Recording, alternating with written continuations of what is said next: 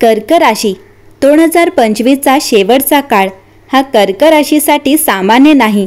या 2 महिन्यांमध्ये नोव्हेंबर आणि डिसेंबर आकाशातील ग्रहस्थिती अशी काही उलटापालट घडवते की ज्या गोष्टी वर्षानुवर्षे शांत होत्या त्या अचानक दैवी शक्तीने जागृत होतात.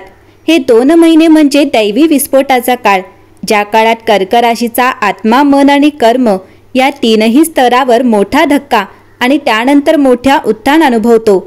शनी, गुरु आणि चंद्र आणि केतू यांचे विशिष्ट योग या काळात असे संकेत देतात की काही जुने कर्मफळ आता परत मिळणार आहेत, पण त्याची किंमत मोठी असेल. कर्क राशीचा प्रवास या काळात एका निर्णायक वळणावर येईल, जिथे त्यांचा भूतकाळ आणि भविष्यकाळ एकत्र येऊन नियतीची नवी वाट उघडतील. चंद्र शनीचा संघर्ष, भावनांचा स्फोट आणि मनाची परीक्षा. कर्क राशीचा अधिपती चंद्र हा या काळात शनीच्या दृष्टिक्षेपात येतो. चंद्र म्हणजे मन, कुटुंब, भावना आणि संवेदनशीलता, तर शनी म्हणजे कर्म, शिस्त आणि वास्तवाचा कठोर चेहरा.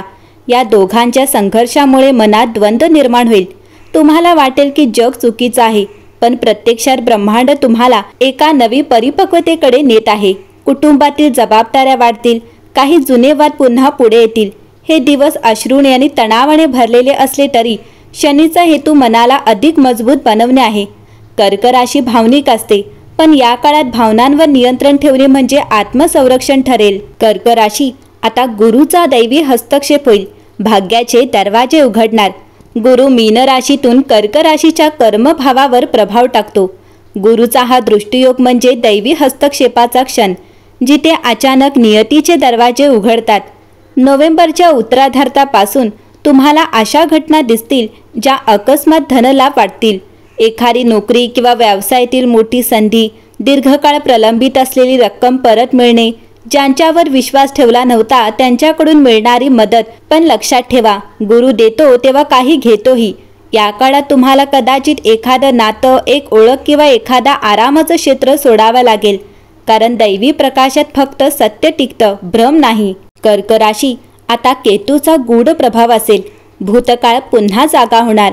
केतू पंचम भावात असल्याने भूतकाळातील अपूर्ण कथा पुन्हा समोर येतात. ज्यांनी कधी एखाद्या नात्याला निरोप दिला ते पुन्हा जीवनात परत येऊ शकतात. काहींना जुन्या कर्मांचे फळ अचानक मिळेल, चांगले किंवा कठीण दोन्ही स्वरूपात. केतू आध्यात्मिक जागृती देतो, पण आधी तो भ्रम मोडतो. त्यामुळे तुम्हाला असे वाटेल की भूतकाळ तुम्हाला खेचतो आहे, पण तो प्रत्यक्षात आत्मबोधासाठी आवश्यक शुद्धीकरणाचा भाग आहे. या काळात ध्यान, प्रार्थना आणि निसर्गात वेळ घालवणे अत्यंत आवश्यक आहे, कारण केतू तुम्हाला सांगत आहे तू अजूनही जे धरून ठेवले आहेस ते सोडल्याशिवाय तुझा आत्मा मुक्त होणार नाही. कर्क राशी आता राहूचा भ्रमभंग होईल. खोटं नातं आणि मुखवटे उघडणार आहेत. राहू 10व्या भावावर प्रभाव टाकत असल्याने करिअर, प्रतिमा आणि सामाजिक जीवनात नाट्यमय बदल होतील.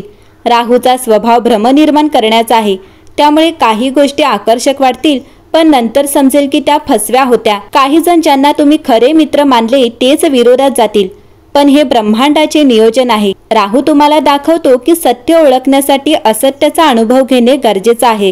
या काळात कोणत्याही नवीन करार, व्यवहार किंवा नात्यांबाबत सावध राहा. हे दिवस भ्रमातून बाहेर पडण्याचा काळ आहे. पौर्णिमेचा चंद्र अश्रूंमधून तुमचे शुद्धीकरण होईल. कार्तिक पौर्णिमा आणि मार्गशीर्ष पौर्णिमेचा काळ म्हणजे कर्क राशीसाठी आत्मिक शुद्धीकरणाचा काळ. चंद्र या 2 पौर्णिमांना गुरु आणि शनीच्या संयोगात येतो, ज्यामुळे मनात साठलेली वर्षानुवर्षाची भावनिक ओझी बाहेर पडतात. तुम्हाला स्वतःसाठी वेळ द्यावा लागेल, शांत बसावं लागेल आणि अश्रूंमधून आत्ममुक्तीचा अनुभव घ्यावा लागेल. हा काळ अंतर्मनातील वेदना धुवून नेईल.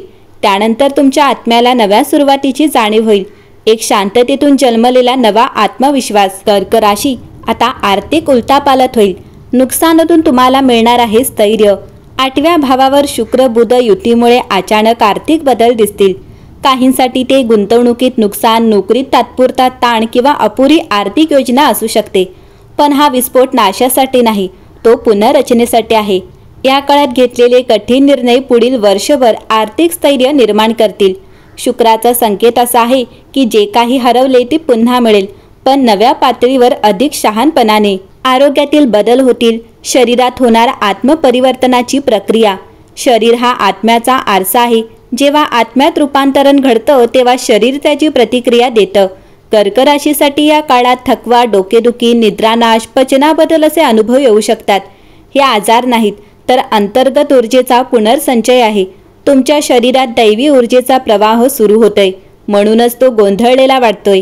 या काळात शारीरिक साधना, प्राणायाम आणि साधेपणा पाळल्यास दैवी रूपांतर सहजतेने घडेल. नातेसंबंधांची कसोटी घेतली जाईल, खरी ओळख समोर येईल. कर्क राशीच्या जीवनात नात्यांचा पाया खोल असतो, पण या काळात तोच पाया हादरतो. काही नाती तुटतील, काही पुन्हा जुळतील. काही जण ज्यांना तुम्ही गमावले असं वाटलं ते पुन्हा संपर्कात येतील. पण यावेळी सत्य स्वरूपात दैवी विस्फोट म्हणजे मुखवट्यांचा अंत होईल. हा काळ शिकवतो की प्रेम म्हणजे आसक्ती नव्हे तर आत्मिक स्वातंत्र्य आहे. जर एखादं नातं तुटलं असेल तर ते नशिबानं तोडलेले नाही, तर तुम्हाला पुढं न्यायचं म्हणून मोडलेलं आहे. आता कर्मफलाचा निपटारा होईल. न्याय मिळेल पण संयम लागेल. शनी या काळात कर्मभावात संचार करतो, म्हणजे जीवनातील अपूर्ण कर्मफळांचा हिशोब आता संपतोय. ज्यांनी तुम्हाला अन्याय केला त्यांच्यावर वेळ न्याय करेल. तुम्हाला काही घटनांमधून दैवी न्याय अनुभवायला मिळेल, पण तो सूड नव्हे, तो संतुलन असेल. शनी शिकवतो जे पेरले आहे तेच उगवेल, म्हणून संयम ठेवा, घाई करू नका.